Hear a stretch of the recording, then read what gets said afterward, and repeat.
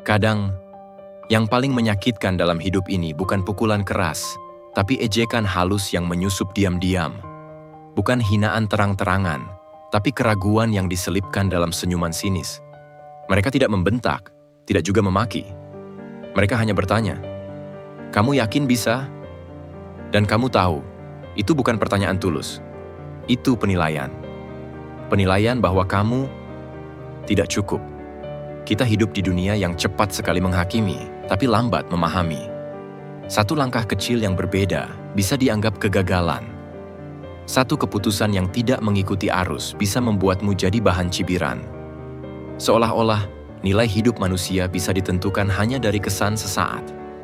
Tapi, mari berhenti sejenak, tarik napas dalam-dalam, dan coba lihat ini semua dari sudut pandang yang lebih dalam, lebih jernih.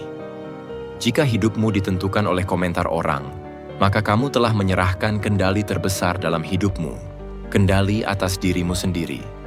Dan dalam stoikisme, itu adalah kekalahan paling nyata. Bukan saat kamu gagal, tapi saat kamu kehilangan kendali atas dirimu sendiri. Hari ini, kita akan bahas cara stoik menghadapi mereka yang meremehkanmu tanpa kamu harus kehilangan kendali. Sebelum kita lanjut, pastikan Anda sudah menekan tombol subscribe dan mengaktifkan lonceng notifikasi agar tidak ketinggalan video-video menarik lainnya. Mari kita lanjut. Pelajaran 1. Apa yang sebenarnya terjadi saat kamu diremehkan? Saat seseorang meremehkanmu, yang mereka tantang sebenarnya bukan hanya kemampuanmu, tapi juga kestabilan mentalmu. Mereka ingin melihat apakah kamu akan marah, tersinggung, atau kehilangan arah. Karena bagi sebagian orang, meremehkan adalah bentuk kekuasaan. Semacam cara halus untuk menegaskan bahwa mereka lebih tinggi, lebih tahu, lebih hebat. Dan disinilah banyak orang jatuh. Bukan karena mereka benar-benar lemah, tapi karena mereka terlalu sibuk membuktikan bahwa mereka tidak seburuk yang dikira. Tapi pertanyaannya sekarang, mengapa diremehkan bisa begitu menyakitkan? Jawabannya sederhana, tapi dalam. Karena kita semua, dalam tingkat tertentu, ingin diakui, ingin dihargai, ingin dilihat. Dan ketika seseorang meremehkan, itu terasa seperti identitas kita sedang dihapus secara perlahan. Namun dalam stoikisme, ada satu prinsip yang menenangkan sekaligus membebaskan, bahwa harga dirimu bukan ditentukan oleh opini orang lain. Epictetus pernah berkata, "Jika seseorang berbicara buruk tentang kamu, hiduplah dalam cara yang tidak akan percaya. Kalau ada yang merendahkanmu, jangan buru-buru menjawab. Hiduplah dengan cara yang membuat tuduhan itu tak layak dipercaya. Karena yang sebenarnya terjadi saat kamu diremehkan, bukan hanya tentang mereka yang bicara, tapi tentang kamu. Apakah kamu akan tetap berdiri di atas nilai dirimu sendiri? Atau justru membiarkan ego dan emosi mengambil alih kendali? Diremehkan hanyalah ujian kecil yang akan terasa besar jika kamu belum tahu siapa dirimu sebenarnya. Pelajaran 2. Kekuatan dari respons yang tidak emosional. Kebanyakan orang percaya bahwa membalas hinaan atau merendahkan balik adalah bentuk kekuatan. Bahwa respons terbaik terhadap orang yang meremehkan adalah membuktikan siapa yang lebih kuat, lebih pintar, atau lebih sukses. Tapi stoikisme mengajarkan hal yang jauh lebih dalam. Bahwa kendali dirimu sendiri adalah bentuk kekuatan tertinggi. Saat kamu tidak merespons dengan emosi, bukan berarti kamu lemah. Justru disitulah letak keunggulanmu, karena kamu menunjukkan bahwa nilaimu tidak tergantung pada penilaian sesaat. Bahwa kamu tidak semudah itu dikendalikan oleh kata-kata orang lain. Marcus Aurelius pernah menulis, "You have power over your mind, not outside events. Realize this, and you will find strength." Kekuatan bukan soal dominasi atas orang lain, tapi dominasi atas pikiranmu sendiri. Respons yang tidak emosional bukanlah bentuk pasif. Ia adalah bentuk aktif dari penguasaan diri. Ia menandakan bahwa kamu tidak bereaksi secara otomatis, tapi dengan kesadaran penuh.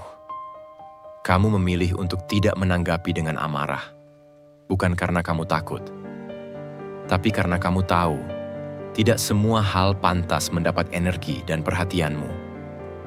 Dan anehnya, respon semacam itu seringkali lebih mengganggu bagi orang yang ingin menjatuhkanmu. Mereka berharap kamu akan tersinggung, marah, atau membela diri. Tapi saat kamu diam, tenang, dan tetap pada jalurmu, mereka kehilangan permainan yang mereka ciptakan. Karena orang yang tidak bisa diprovokasi adalah orang yang tidak bisa dikendalikan. Itulah sebabnya respons yang tenang bisa terasa begitu mematikan.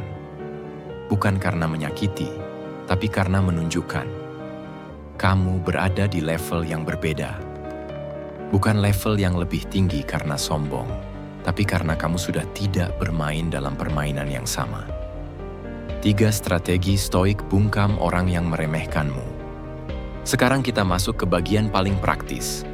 Bagaimana cara menghadapi orang yang meremehkanmu tanpa harus kehilangan harga diri, tanpa harus marah, dan tanpa terjebak permainan ego. Filsafat stoik memberikan kita strategi yang sederhana, tapi luar biasa kuat. Bukan strategi untuk menyerang, tapi strategi untuk bertahan dan tumbuh lebih tinggi dari dalam. Berikut 3 strategi stoik yang bisa kamu gunakan saat ada yang meremehkanmu. 1. Abaikan apa yang tidak bisa kamu kendalikan. Ini adalah akar dari semua ajaran stoik. Kamu tidak bisa mengendalikan segalanya, tapi kamu bisa mengendalikan dirimu sendiri. Kamu tidak bisa mengatur apa yang orang lain pikirkan tentangmu. Kamu tidak bisa memaksa semua orang untuk menghargaimu. Dan kamu tidak bisa menghentikan setiap komentar meremehkan yang datang dari luar. Tapi kamu bisa memilih, apakah kamu akan membiarkannya masuk ke dalam dirimu, atau tidak. Seringkali saat seseorang meremehkanmu, kita merasa harus merespons. Kita ingin mereka tahu bahwa mereka salah. Kita ingin mengoreksi, membuktikan diri, dan menuntut pengakuan. Tapi disinilah banyak orang kehabisan tenaga, karena mereka terus-menerus mencoba mengontrol hal yang di luar jangkauan mereka. Pendapat orang lain. Padahal, mengabaikan bukan kelemahan. Itu kebijaksanaan. Coba bayangkan, ada seseorang yang meremehkan keputusanmu. Entah itu soal pekerjaan, pilihan hidup, penampilan, atau mimpi yang sedang kamu kejar. Dan kamu tahu dalam hati bahwa kamu tidak melakukan kesalahan. Kamu tahu kamu sudah bertindak dengan niat baik dan kerja keras. Lalu kenapa kamu harus berhenti hanya karena satu suara yang meremehkan? Epictetus pernah mengajarkan konsep dikotomi kendali. Beberapa hal ada di tangan kita, dan beberapa hal tidak ada di tangan kita. Tugasmu adalah memfokuskan energi pada hal-hal yang bisa kamu kendalikan, seperti sikapmu, responmu, tindakanmu hari ini. Bukan pada komentar orang, citra di mata mereka, atau penilaian yang datang dari asumsi mereka sendiri. Karena pada akhirnya, kekuatan sejati bukan datang dari mengendalikan orang lain, tapi dari tidak dikendalikan oleh mereka. Dan setiap kali kamu memilih untuk tidak membalas hinaan, setiap kali kamu memilih untuk tetap tenang meski disindir, itu bukan kekalahan, itu kemenangan. Bukan kemenangan di mata orang lain, tapi kemenangan atas dirimu sendiri. Mengabaikan bukan berarti kamu tidak peduli. Mengabaikan artinya kamu sudah terlalu sibuk membangun untuk sempat menjawab semua yang tidak membangun.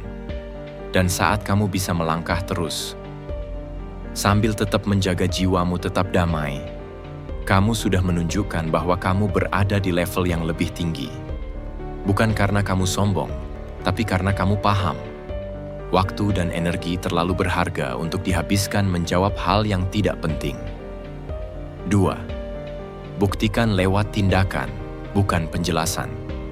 Setiap kali kamu diremehkan, naluri pertama yang muncul biasanya adalah membela diri. Ingin menjelaskan. Ingin membuktikan bahwa kamu tidak seperti yang mereka pikirkan. Ingin menunjukkan bahwa kamu juga punya nilai, punya kemampuan, dan layak dihargai. Tapi stoikisme mengajarkan sesuatu yang berbeda, bahwa pembuktian terbaik tidak datang dari kata-kata, tapi dari cara kamu hidup. Marcus Aurelius pernah menulis, "Jangan membuang waktu berdebat tentang apa yang seharusnya menjadi orang baik. Jangan buang waktumu menjelaskan apa yang benar. Jadilah benar. Karena begini kenyataannya. Orang yang memang niatnya meremehkanmu tidak sedang mencari penjelasan. Mereka tidak peduli seberapa keras kamu menjelaskan niat baikmu. Mereka tidak tertarik pada pembelaanmu. Karena tujuan mereka memang bukan memahami, tapi meremehkan. Dan ketika kamu masuk ke arena penjelasan, kamu seringkali hanya membuka diri untuk semakin disalahpahami. Kamu sedang bermain dalam permainan mereka. Semakin kamu menjelaskan, semakin kamu terlihat butuh pengakuan. Padahal kamu tidak. Kamu hanya perlu terus melangkah dengan bukti yang nyata. Buktinya adalah ketika kamu tetap produktif, meski mereka bilang kamu tidak punya arah. Ketika kamu tetap konsisten, meski mereka menertawakan prosesmu. Ketika kamu tetap rendah hati, meski mereka menuduhmu pura-pura baik. Itulah pembuktian yang tidak bisa dibantah. Karena tindakan adalah bahasa yang tidak bisa dipelintir. Dan menariknya, semakin kamu tenang dan tetap melangkah tanpa banyak bicara, semakin besar tekanan balik yang dirasakan oleh mereka yang meremehkan. Bukan karena kamu membalas, tapi karena mereka tidak bisa menjatuhkan seseorang yang tidak mengandalkan validasi dari mereka. Orang-orang yang paling dihormati bukan mereka yang banyak menjelaskan siapa dirinya, tapi mereka yang sikapnya konsisten, tindakannya nyata, dan diam-diam membawa perubahan. Jadi, jika kamu sedang diremehkan hari ini, jangan buru-buru bicara panjang lebar. Tidak perlu debat, tidak perlu klarifikasi berulang-ulang. Biarkan hasil bicara untukmu, biarkan waktu yang menunjukkan, dan biarkan mereka kehabisan kata-kata ketika akhirnya menyadari yang mereka remehkan, diam-diam sedang tumbuh dalam diam. 3. Kendalikan reaksi, bukan reputasi. Banyak orang terjebak dalam satu ilusi besar, bahwa mereka harus disukai semua orang, bahwa mereka harus punya reputasi yang sempurna, bahwa citra di mata orang lain adalah segalanya. Tapi stoikisme datang membawa kesadaran yang menampar. Reputasi bukan milikmu. Reaksi, itulah milikmu. Apa yang orang pikirkan tentangmu, bagaimana mereka menilai dirimu, komentar mereka di belakangmu, semua itu tidak pernah benar-benar bisa kamu kendalikan. Karena reputasi adalah persepsi, dan persepsi adalah hak orang lain. Bukan tugasmu untuk memastikan semua orang paham maksud baikmu. Bukan tanggung jawabmu untuk meluruskan semua rumor. Dan bukan bebanmu untuk membuat semua orang menyukaimu.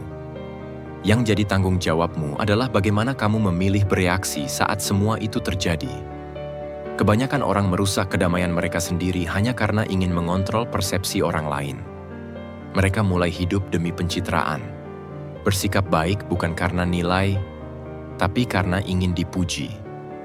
Bekerja keras bukan karena visi, tapi karena ingin terlihat berhasil. Padahal semakin kamu terobsesi pada reputasi, semakin kamu kehilangan kendali atas dirimu sendiri. Stoikisme mengajarkan sebaliknya. Fokuslah pada karaktermu, bukan reputasimu. Fokuslah pada isi hidupmu, bukan bungkusnya. Fokuslah pada ketenangan jiwamu, bukan keramaian komentar dari luar. Karena pada akhirnya, karakter akan bertahan, reputasi bisa berubah. Seneca berkata, "A good character, when established, is not easily overthrown, but reputation, like a rumor, is tossed by every wind." Jadi apa yang seharusnya kamu kendalikan? Reaksimu. Kamu bisa memilih untuk tetap tenang saat dipancing. Kamu bisa memilih untuk tersenyum saat disindir. Kamu bisa memilih untuk tetap diam, bukan karena kalah, tapi karena sadar.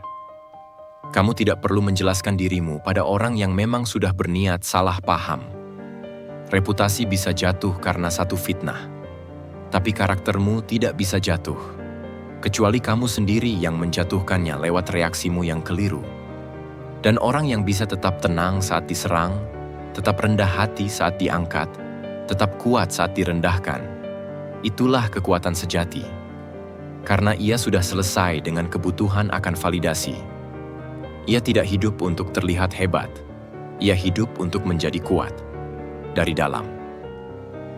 Dengan 3 strategi ini, kamu tidak hanya membungkam mereka yang meremehkanmu. Kamu juga sedang membangun versi dirimu yang lebih kuat, lebih tenang, dan lebih bebas. Dan saat kamu sampai di titik itu, kamu tidak butuh pembuktian karena kehadiranmu sendiri sudah cukup membungkam keraguan siapapun. Oke, sekarang kita lanjutkan ke pelajaran 4. Ketika kamu diam, tapi dunia mengamati. Kadang kamu berpikir, kalau aku diam, siapa yang akan tahu perjuanganku? Kalau aku tidak menjawab, apakah mereka akan terus menginjak harga diriku? Kalau aku tidak membela diri, apakah aku terlihat lemah? Itu wajar. Sangat manusiawi. Karena kita semua ingin diakui. Kita ingin kebenaran kita dipahami. Tapi dalam jalan sunyi yang diajarkan para filsuf Stoik, ada satu kebijaksanaan yang sangat dalam. Dalam diam yang tenang, dunia tetap memperhatikan. Kamu mungkin tidak berbicara, tapi tindakanmu berbicara. Kamu mungkin tidak membalas, tapi konsistensimu bersuara lebih lantang daripada ribuan kata. Dan meski kamu tidak menjawab satu persatu orang yang meremehkanmu, mereka tetap memperhatikan kemana arah hidupmu berjalan. Ada orang yang hanya bisa melihatmu saat kamu marah, tapi ada lebih banyak orang yang mulai menghormatimu saat kamu tetap diam dan terus melangkah. Ketenangan itu seperti senjata yang tak terlihat. Ia tidak mencolok, tidak membanggakan diri, tapi justru karena itulah ia ditakuti. Karena tidak bisa diprediksi, tidak bisa dimanipulasi, dan tidak bisa dihancurkan. Saat kamu tetap tenang, kamu membuat orang lain menebak-nebak isi kepalamu. Kamu tidak memberi mereka celah untuk masuk dan merusak jiwamu. Dan dalam dunia yang riuh, penuh ego dan suara yang ingin menang sendiri, orang yang bisa tetap diam tapi terus bekerja adalah ancaman paling menakutkan. Karena begini kenyataannya. Dunia tidak hanya memperhatikan siapa yang paling lantang, tapi juga mengamati siapa yang tetap melangkah meski dalam senyap. Yang tidak banyak bicara, tapi saat waktunya tiba, hasilnya tak terbantahkan.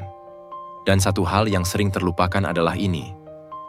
Waktu selalu berada di pihak mereka yang sabar.